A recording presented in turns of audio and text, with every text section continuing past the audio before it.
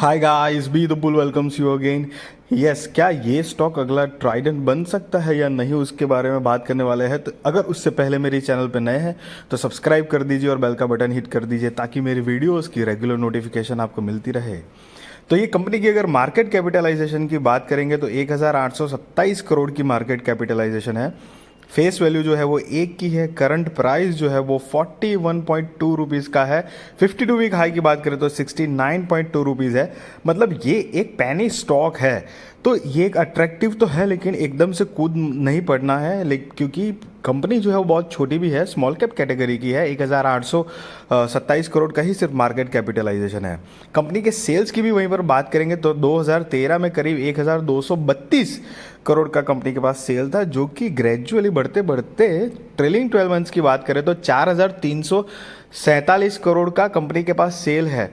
तो कंपनी अपने सेल्स में तो ग्रोथ दिखा रही है, उस हिसाब से कंपनी ने रिटर्न दिया है। On an average textile industry को बिलोंग करती है, मतलब ट्राइडेंट भी टेक्सटाइल इंडस्ट्री को ही बिलोंग करती है, तो इंडस्ट्री भी सेम है। एक बात याद रहे, यहाँ पर हम कंपेयर नहीं कर रहे ट्राइडेंट और ये पर्टिकुलर शेयर की, क्योंकि ट्राइडेंट एक बड़ी, मतलब इससे बड़ी कंपनी है, ये छोटी कंपनी है। बट क्या इसके अंदर वो पोटेंशियल है या नहीं, मुझे ऐसा लगता है कि अगर इसको, ये कंपनी को अच्छा सा थोड़ा सा 2-3 साल सेल्स और नेट प्रॉफिट का ग्रोथ बढ़िया सा अगर मिल जाता है ना, तो डेफिनेटली ये बहुत अच्छा करने की कैपेसिटी तो रखता है ये शेयर और ये कंपनी। कंपनी के वहीं पर भी नेट प्रॉफिट की बात करेंगे तो 2 करोड़ का सिर्फ नेट प्रॉफिट था। उसके बाद -8 करोड़, मतलब कंपनी लॉस में थी, लेकिन उसके बाद लगातार कंपनी ने इम्प्रूवमेंट दिखाई है और ट्रेलिंग 12 मंथ्स का 150 करोड़ का नेट प्रॉफिट है। उसके एक साल पहले 303 करोड़ का नेट प्रॉफिट था। तो हालांकि इस साल कंपनी का नेट प्रॉफिट कम हुआ है, लेकिन ऐसा नहीं है कि कंपनी एकदम वाहियात परफॉर्मेंस दिया है, उस तरह का नहीं है। और प्रमोटर्स की जो होल्डिंग है वो भी नोटिस करने वाली है यहाँ पर, कि दिसंबर 2022 में कंपनी की प्रमोटर्स की जो होल्डिंग है वो 64.85% है। एफ की होल्डिंग जो है वो 6.18% है। और थोड़ा सा गौर से देखेंगे तो पिछले 2 क्वार्टर तक एफ बिल्कुल भी थे नहीं। सडनली पिछले 2 क्वार्टर से कंपनी एफ की जो स्टेक है वो डायरेक्ट 6.37 और 6.18% से मतलब बढ़ाई गई है। मतलब अभी दिसंबर 2022 के हिसाब से 6.18% है, लेकिन वहीं पर DIS की जो होल्डिंग है वो 0 है। पब्लिक की बात करें तो 28.96% है। कंपनी के पास रिजर्व्स की बात करें तो रिजर्व्स 2022 के हिसाब से 1039 करोड़ का है, जो कि 5 साल पहले सिर्फ 350 करोड़ के आसपास था। तो कंपनी ने अपना रिजर्व्स भी बहुत अच्छा बढ़ाया है। मतलब स्मॉल कैप कंपनी के हिसाब से ये तो एक पोटेंशियल वाली बात है ही।